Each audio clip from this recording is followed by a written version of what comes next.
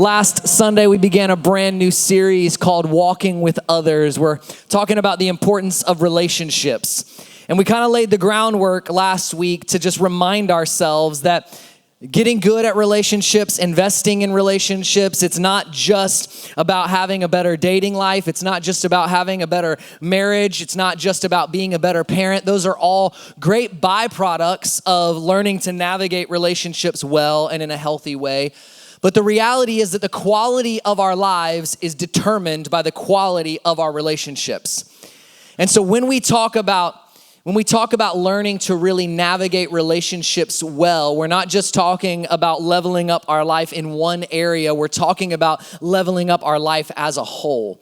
That God has created us for relationship. He designed us for relationship. And so it's something that we have to learn to navigate well. And if you have your Bibles this morning, you can turn to the book of Ecclesiastes chapter 4. Ecclesiastes chapter 4 is where we're going to be today. The book of Ecclesiastes is written by a man by the name of Solomon. He wrote much of the scripture that we consider to be wisdom literature. Solomon is considered one of the wisest men to have ever walked on the face of the earth. In fact, there was this defining moment in Solomon's life where God basically says, hey, if you could ask for one thing, if I could give you one thing, what would you want from me? And Solomon asks for wisdom. And it defines his life. He becomes a man known for his wisdom. And he says this in Ecclesiastes chapter 4, beginning in verse 7. He says, again, I saw something meaningless under the sun. There was a man all alone. He had neither son nor brother. There was no end to his toil. Yet his eyes were not content with his wealth. For whom am I toiling, he asked. And why am I depriving myself of enjoyment? This too is meaningless, a miserable business. Two are better than one because they have a good return for their work. If one falls down, his friend can help him up. But pity the man who falls and has no one to help him up. Also, if two lie down together, they will keep warm. But how can one keep warm alone? Though one may be overpowered, two can defend themselves. A cord of 3 strands is not quickly broken. I'm going to preach a message this morning called The Foundation of Friendship. The Foundation of Friendship. There's maybe nothing more frustrating in life and in leadership than when someone points out a problem but does not point out a solution. Someone comes to you and points out a problem, but they have really no solution. The reality is that generally we recognize the problem. Generally, we know that there is a problem. Generally, we see that there is a problem. What we need is not just someone to point out a problem, but to point out a solution. And Solomon, in his wisdom here in Ecclesiastes chapter 4, he points out a problem, but he also points us to the solution. And the problem that he points us to is this problem of loneliness. Notice in the text, he says that there is a man who works, he toils, and he has great wealth. So we know that he works, we know that he has wealth, we know that he has possessions. But Solomon says all of it is meaningless because he is all alone. It's the problem of loneliness. And this is a problem that is really as old as creation, as old as humankind itself. In fact, we see in the creation story in the book of Genesis, we see God creating, and it goes kind of step by step through God creating the earth. And as he creates, he calls what he creates good. And so he creates the sun and the moon and the stars, and he says that it is good. He creates the earth and he creates the sea and he says that it is good. He creates humankind in his image and he says that it is very good. But then he gets to this moment where he says something is not good. He said it is not good that man should be alone. And so the first problem that God deals with in creation is not sin, it's loneliness. And a lot of us would recognize the problem of loneliness because whether we realize it or not, whether we would verbalize it or not, a lot of us are actually experiencing the problem of loneliness. Yale did a study over a long period of time. It began in 1990 and it just recently ended. And this was a study on friendship and relationship. And out of this study, they coined a phrase that they said kind of describes the season of relationships that we are in as humanity. And they coined this phrase, the friendship recession. In other words, they said in all of the markers where you can mark whether or not our relationships and our friendships are growing or whether or they are shrinking, we are in fact shrinking in our relationships. The number of relationships we have has gone down. The number of people that are alive today that would say, I have absolutely no close friends, is at a higher number than it has ever been in history. We understand the problem of loneliness. And here Solomon points to that problem of loneliness, but he also points to the solution, which he says is companionship or friendship. He says two are better than one. And I think it's significant and important for us to note that Solomon, this man who is known for his wisdom, known as being one of the wisest men to ever walk the earth, constantly returns to this theme of friendship and companionship. In fact, it was Solomon that wrote in Proverbs chapter 13, kind of our foundational verse for this series. He wrote, "Walk with the wise and become wise, for a companion of fools suffers harm." He also writes in Proverbs 12, "The righteous choose their friends carefully, but the way of the wicked leads them astray." I love that he says, the righteous choose their friends wisely. Because as we talk about this subject of friendship today, it's important for us to recognize that friendship is a choice. Friendship does not happen by accident. Friendship does not happen by chance. You may meet people by chance. You may meet people by accident that become your friends, but actually becoming friends, sustaining a relationship that is a friendship takes intention and it takes choice. Solomon was among the first to essentially say what you've no doubt heard time and time again, show me your friends and I'll show you your future. He says the people that you walk with, the people that you surround yourself with are who you will become like. And in fact, because we don't choose our family, our friendships are actually the first relationships that we choose. Which means that friendship is not just one category of relationship. Friendship is the training ground for all relationships. Friendship is the foundation for all relationships. We have to choose our friends wisely. We have a lot of young people, we have a lot of 20-somethings in our church. Can I just tell you, one of the most important things that you can do in this season of life is choose your friends wisely. Like for some of you, maybe your goal and your aim and your desire is to be married and to have a family. Can I tell you one of the best ways that you can prepare to be a great spouse and to choose a great spouse is to learn to choose great friends and be a great friend. Friendship is the foundation of our relationship, so we have to choose our friends wisely. And I don't know about you, but I love choices. I love options. I love choosing well. I love particularly moments where it's clear that I have chosen well. A couple weeks ago, my wife and I were flying to the West Coast. We're flying out to California, and it's a long flight. It's a couple of long flights. And so I did what you got to make sure you do if you're going to be on a long flight. I made sure that I did not leave my seat to chance. I chose my seat. And when I fly, I'm an aisle guy. Where are my aisle people when you fly? Aisle people. I'm an aisle person. I do not want to be trapped in by somebody falling asleep. I do not want to, at some point in a long flight, need to use the restroom and be unable to get up because the two people next to me are sleeping. I get very claustrophobic with that. Even if you don't have to go to the bathroom, nothing will make you have to go to the bathroom more than the person next to you falling asleep so that you know you can't get out.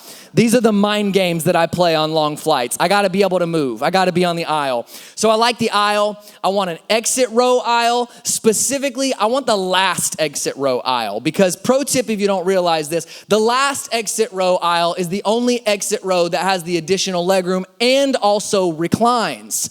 I call it poor man's first class. And I was in that seat, I was in that aisle when we flew to California a couple weeks ago.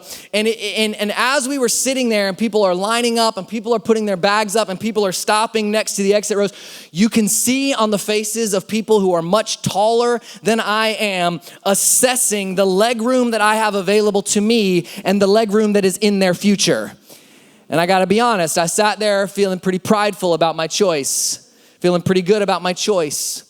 And then the flight attendant comes and does what they always do. She comes and she says, listen, you're seated in an exit row. Are you willing and able to help in the event of an emergency? Goes down the row. Yes, yes, yes. There's always somebody who just nods and they're like, I need the verbal confirmation. They're like, yes. And so they go down the row. Yes, everybody. And then they say, there is additional information in this booklet in the back of the seat about how you can assist in emergency. Can I tell you something? I have flown a lot. I have never, not once, taken that booklet and assessed my responsibilities for sitting in the exit row. I have never read into what I need to do if there's an emergency situation. I honestly, probably like you, I did not choose the exit row because I was so excited about helping out in an emergency. I understand that an exit row has both benefits and responsibilities, and I choose it completely because of the benefits. I choose the exit row because there is leg room and because there is more comfort. And the problem is that often this is how we approach our friendships and relationships. Friendships and relationships have both benefits and responsibilities, and often we only want to be in a relationship for the benefits, not the responsibilities.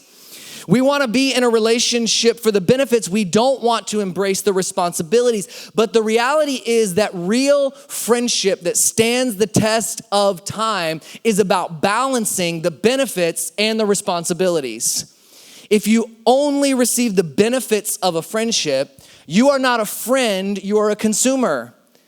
But if you only experience and carry all of the responsibility in a relationship, you are also not a friend, you have become a caretaker. It's about finding the balance of benefit and responsibility. And when we talk about balance of benefit and responsibility, we're not talking about scales that kind of balance completely the entire time and are totally balanced out. Friendship, the balance of friendship is not measured in a moment, it's measured over time.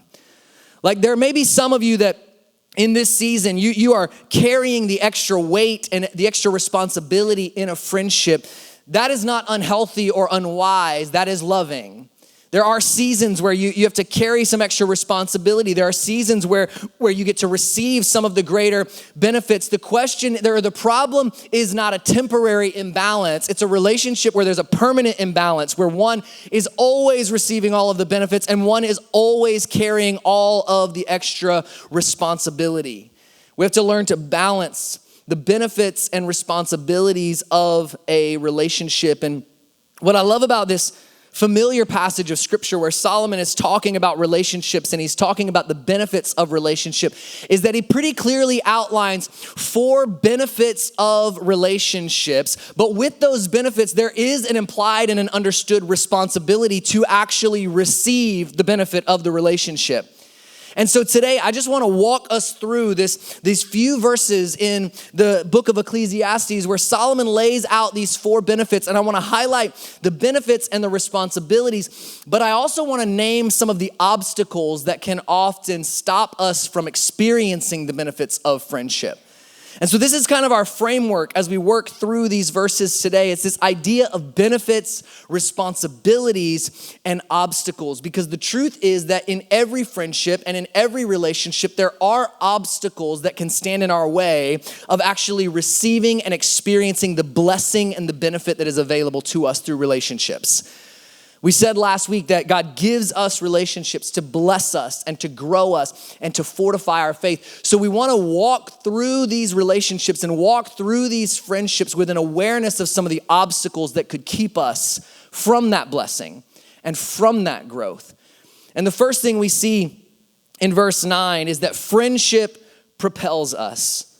It says this, it says in verse 9, 2 are better than 1 because they have a good return for their work. 2 are better than 1 because they have a good return for their work. In other words, friendship is a great accelerator. Friendship can help you to move forward in ways that you could not move forward on your own. But in order to actually experience the benefit of being propelled by your friends or helping your friends move forward, there is a responsibility of shared direction and commitment. If we're talking about walking with the wise, we have to be walking in the same direction. We have to be moving in the same direction. We have to be traveling down the same road. That doesn't mean we have all of the same interests. That doesn't mean we have the same job. That doesn't mean that we spend all of our time together. It just means that we need to surround ourselves. We need to be in friendships and relationships where the values and the mission of our lives, the purpose of our life is pointed in the same direction. And this is why it's so important that you and I have godly friends in our lives. This is why it's so important that we surround ourselves with friends who point us ultimately towards Christ, because the greatest thing that we can do for our friends and the greatest things that our friends can do for us is point us towards Jesus, is help us to become more like him. Because friendships, for better or worse, friendships are formative. They form you. You become like the people you spend your time with. You become like the people that you are around, that you are traveling with, and they have the potential to propel you forward. When I was growing up, my uncle ran and operated summer camps in New England, and he had these beautiful summer camps that we would vacation at the camp before the campers arrived, which meant that when we got there, we had all of the activities of the camp just to ourselves as a family. One of our favorite things that he had out on the lake was this thing called the blob. Who is familiar with what the blob is? The blob is basically like a large kind of air pillow out on the water. And the blob is this thing where you sit on the end, someone crawls out to the end, and then someone climbs a platform, jumps onto the other end, and the air forces its way to the front, and it propels you into the air, into the water. And this is really actually a great picture of how friends can propel you and move you forward. Because when you have good friends and when you have good relationships in your life, friends see that you are positioned and you are ready to move forward, and they do not get jealous or insecure. They add their weight and they add their momentum to push you forward into where you are going. They add their momentum and they add their weight into allowing you to kind of be propelled forward, to move forward. But the truth is this is the secret to being blobbed, and this is actually a secret to good friendship as well, is that the person that is jumping behind you actually has to be bigger than you. And in fact, we would line people up in such a way, because if you are on the end of that thing and someone your same size jumps to blob you, not much actually happens. There's not much actual propulsion. It actually has to be someone that is bigger than you. And this is true of friendships as well. You need people in your life that are bigger than you. You need people who have big character and big integrity and big love for the Lord and good values. You need people who can actually move you forward, and you need to be that kind of person in people's lives. But the obstacle that we often face to actually being propelled forward in friendship is insecurity. It's insecurity. Because if you have to be the most successful person in the friendship, if you have to be the smartest person in the friendship, if you have to be the most spiritual person in the friendship, if you have to be the most in control person in the friendship, you will never actually get to places that you could not get on your own if you do not allow anyone who is bigger than you and smarter than you and more spiritual than you and more experienced than you into your world. You have to be surrounded by people who are bigger than you so that they can move you forward. And we've said all throughout this series so far that the two key questions we need to be asking ourselves is, do I have these kind of people in my life? And am I this kind of person for people in my life? Do I have people like this in my life, and am I this kind of person for people in my life? We need friendships that propel us and move us forward. We need friends who see opportunities in our lives and speak life into those opportunities and speak faith into those opportunities and speak courage into those opportunities. We need friends who propel us. Secondly, friendship picks us up. It picks us up. Verse 10 says, if one falls down, his friend can help him up. But pity the man who falls and has no one to help him. We need friends who pick us up. But the responsibility on us as friends is that if we're gonna have those kind of friends and if we're gonna be those kind of friends, we have to actually be willing to pick people up. We have to actually be willing to allow people to pick us up. See, the truth is that in order to pick someone up, if you're walking along with someone and then someone falls, in order to pick them up, we have to actually slow down or stop and take a minute to make sure that they can be picked up. We have to allow ourselves to be picked up. And this is the beauty of friendship is both preventative and restorative. Like good friends in your life will prevent you from walking down some roads that you don't need to walk down. Good friends in your life will prevent you from making some decisions they know will be destructive in your life. Good friends will call you out when you need to be called out. We need friends in our lives that help and prevent us from going down the roads that we can go down that can be destructive for us. And this is a tricky avenue to friendship. It's a tricky element to friendship because often when we do have those kind of friends in our lives that are actually willing to step in, that are actually willing to intervene and are actually willing to speak into our lives, often when they do, it can feel like an attack on us. It can feel like they're inflicting pain on us.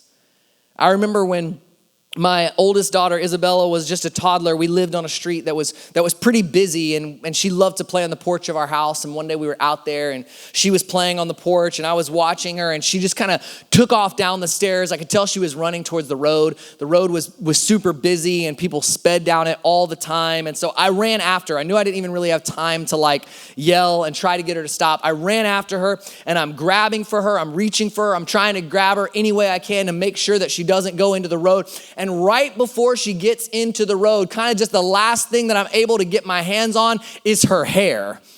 And so I grab her hair and it stops her. And she falls back. And her immediate response in that moment was to cry and to be upset at me and to say, "You pulled my hair, you hurt me, you caused pain, you pulled my hair. Why did you pull my hair?" Because she did not see the danger that was ahead of her. She did not see the danger that she was heading into. And sometimes when we can't see the danger, but other people in our lives can, and they try to speak into it, we can receive that as an attack. We can receive that as pain. We can receive that as some sort of attack on us. But we need people in our lives who see the danger that we don't see and call it out. We need people in our lives who see the danger in our lives and are willing to actually speak into our lives. Proverbs 27 would say it like this: "Better is open rebuke than hidden love. Wounds from a friend can be trusted, but an enemy multiplies kisses." We need friends that love us enough to tell us the truth. And we need to be friends who love the people in our lives enough to tell them the truth. And there are some of us probably in this room today that we think we are being good friends by remaining silent on some things that we need to speak into in our friends' lives. We think we are being good friends by not speaking up when we see them walking down destructive paths. But the beauty of true friendship is that it has the ability to be preventative if we are willing to speak up. If we are willing to be the kind of friends who speak into each other's lives, it can be preventative, but it can also be restorative, where we pick each other up when we fall. But the obstacle that so often keeps us from being picked up is shame. I have seen so many times in my life friends walk away from friend groups that wanted to pick them up, that tried to pick them up, that wanted to see them healed, that wanted to see them whole, that wanted to see them back on the right track, but they refused to even let themselves be picked up because they refused to even acknowledge that a fall ever took place. And what's so difficult about shame is that one of the primary benefits of friendship is being known and knowing each other. And what shame often forces us into is it forces us to gravitate towards people who don't actually know us. And so it forces us into lonely places and shallow friendships because it convinces us that if people actually knew our situation, if people actually knew the way in which we fell, if people actually knew how we ended up on the ground, they would not accept us. And so it pushes us into unknown friendships and into lonely friendships. And in order to prevent rejection, we avoid depth. But the problem is that shame doesn't just isolate us from people, it isolates us from growth. Like if God gives us relationships to grow us, if God gives us relationships to bless us, if he gives us relationships to fortify our faith, then when we isolate from those very relationships that have the potential to do that for us, we are missing out on the blessing and the growth and the strength that comes from those relationships. We cannot allow shame to be a barrier and an obstacle to picking others up and to being picked up. Third, friendship preserves us. It preserves us. Verse 11 says also, if two lie down together, they will keep warm. But how can one keep warm alone? Now, what we might miss in the context of this in the modern day is that when Solomon talks about keeping warm, he's not just talking about the comfort of keeping warm. He's not just talking about a better night's sleep because we were able to benefit from the warmth of someone around us. He's writing to an audience that would have understood that this is a time and a context where sleeping alone in the cold could actually cost you your life. And so what Solomon is highlighting is not that friendship just increases and enhances our life, but that friendship is necessary for survival. That you actually need people in your life. And if we are going to help preserve people, we have to be willing to be close with people. We have to be willing to be vulnerable in our relationships. We have to be willing to be intimate with one another in our relationships. Friendship, it's not just about constant close proximity. It's not about always being by one another's side. It's about timely presence. It's about knowing when your friends are walking through a season where they need somebody to draw close to them. It's about knowing when they're walking through a season where they need somebody to be close to them. But so often the obstacle to actually experiencing that camaraderie, the obstacle to actually experiencing the warmth and the preservation that comes from friendship is pride. Because pride will tell us that we can keep warm on our own. We can sustain ourselves. We can cover up, we can bundle up, we can layer up, and we can do it on our own. It takes humility to acknowledge that you cannot survive on your own. But can I tell you this morning, you cannot survive on your own. You were created for relationship. You were created for friendship. God created you to be in relationship with others. You have to have people in your life to help you weather the storms and the seasons of your life. You have to have people that are willing to draw close to you in seasons of your life when you need a friend to draw close. And finally, friendship protects us. It protects us. I'm going to invite the worship team to join me. Verse 12 says this. It says, though one may be overpowered, two can defend themselves. A cord of 3 strands is not quickly broken. See that when we have friends, we don't have to fight alone. That's what Solomon is saying in this moment is when you have friends, when you have relationships, you do not have to fight alone.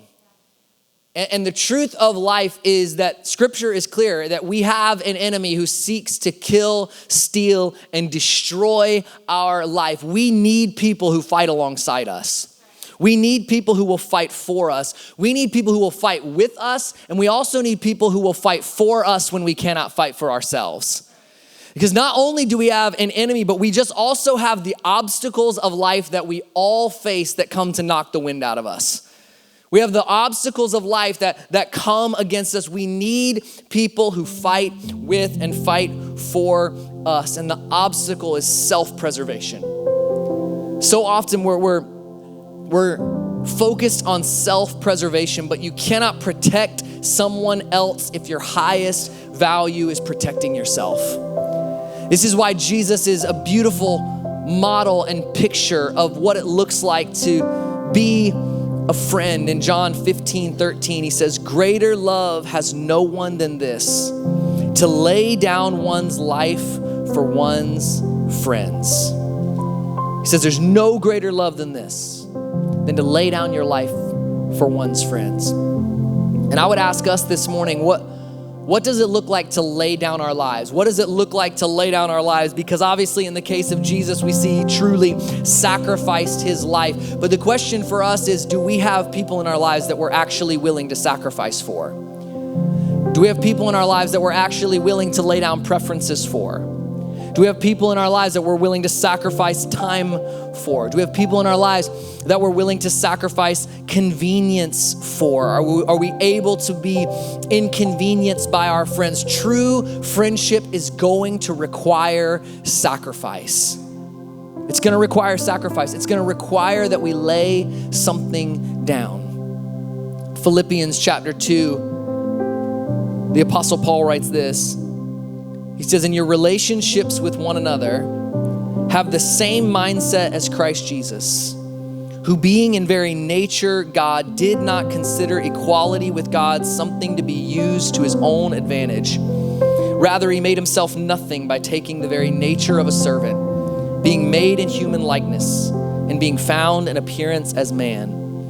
He humbled himself by becoming obedient to death, even death on a cross. Therefore, God exalted him to the highest place and gave him the name that is above every name, that at the name of Jesus, every knee should bow in heaven and on earth, and every tongue would acknowledge that Christ is Lord, to the glory of the Father. True friendship is going to require sacrifice. And our horizontal friendships, the friendships and the relationships that we have with the people around us, are only going to be as good as our vertical relationship with God. The way that we relate to others is going to be filtered through how we relate to God. So if we view God as transactional, we're going to view our relationships as transactional. If we view God as distant, we're not going to acknowledge the importance of being close to the friends around us. The end of loneliness begins with connection with God, and then it moves into connection with others. We have to first make sure that our connection and our relationship with God is right. Because if you want to ruin a friendship, put expectations on it that can only be fulfilled by God. If you want to ruin a relationship, put expectations on it that can only be fulfilled by God, because there are things in your life that can only be fulfilled by God. And as long as you are seeking other relationships to fill those desires and to fill those things that you want in your life, all of the relationships around you are going to come up short. They're all going to leave you wanting. They're all going to leave you a little bit unsatisfied, because there are things in our lives that can only be fulfilled through a relationship with Jesus. And so for some of you in this room this morning, maybe you feel like you've been trying in relationships, and there's just something in you that still feels unfulfilled. There's just something in you that still feels like it's lacking. Can I encourage you this morning? Maybe what you need to look at is your relationship with God. Maybe you've yet to surrender your life to him in such a way that you can actually experience what you were meant to experience in the relationships around you. Because you were created for relationship with God, and you were created with relationship for others in that order. And it's when we get our lives in alignment and in order with how God created us to live that we begin to actually benefit from the blessing and the growth and the strength that comes from relationships. Would you bow your heads with me this morning? And today I want to give anyone in this room that is not in a relationship with Jesus, that has maybe never entered into a relationship with him, or maybe you know that you're not truly living the life that he's called you to live. I want to give you an opportunity this morning to get that relationship right. Because no other relationship in your life will fulfill you. No other relationship in your life will satisfy you the way a relationship with God can.